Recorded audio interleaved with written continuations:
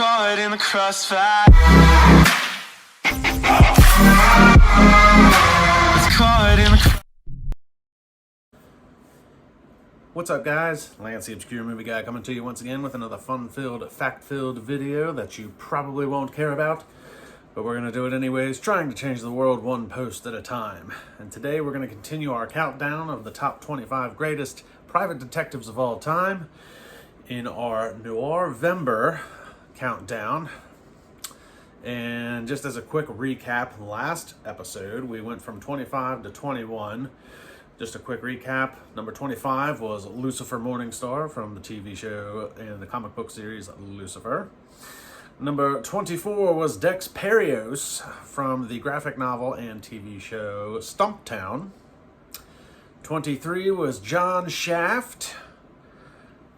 22 was Veronica Mars. And rounding out 21 was Rick Castle. And today we're going to count down from 20 to 16 of the greatest private detectives of all time. So here we go.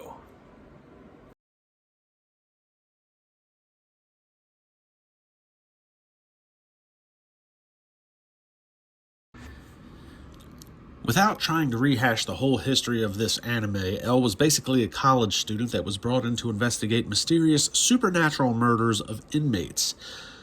What follows is one of the best psychological chess matches that I've ever witnessed in any show. Sadly, the rest of this anime isn't as enthralling after, spoiler alert, the death of L. But it is really worth the watch for everything leading up to his demise.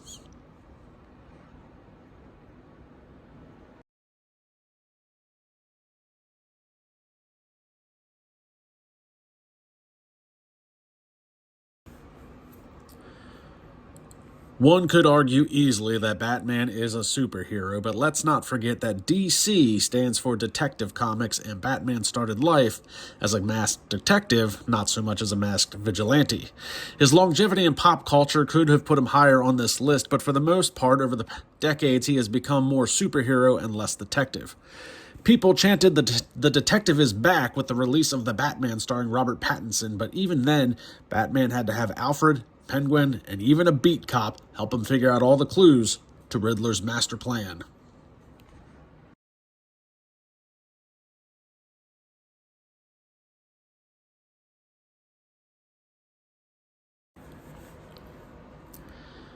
Peter Gunn was a solid show back in the day. However, I ranked it so low on the list because today Gunn is known more for its theme song than anything else. Despite its 114 episode run, the show never rated higher than 17th in the Nielsen ratings, which by today's standards, the show would surely have been canceled after a standard 18 to 22 episode one season run.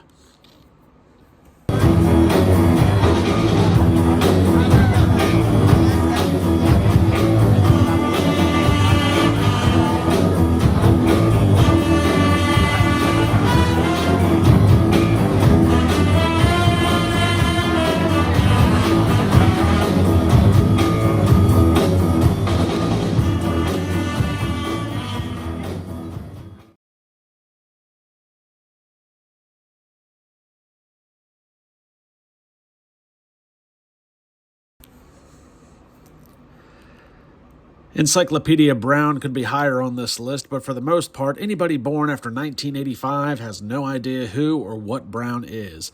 And with a name like Encyclopedia Brown, today's kids will automatically think of an actual encyclopedia than a detective. If this list was done 50 years ago, he'd easily be in the top 5, but not with today's families and standards.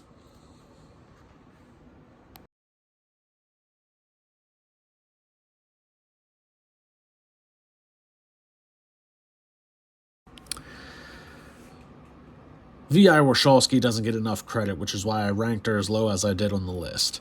Unless you're a part of the in crowd or Private Eyes are your thing, then you've probably never heard of her. But she's tough as nails on the outside and soft on the inside and grew up on the mean streets of Chicago. This character is begging for a proper TV or movie adaptation. Unfortunately, the Kathleen Turner film from the 1980s was more comedic spoof than serious detective work.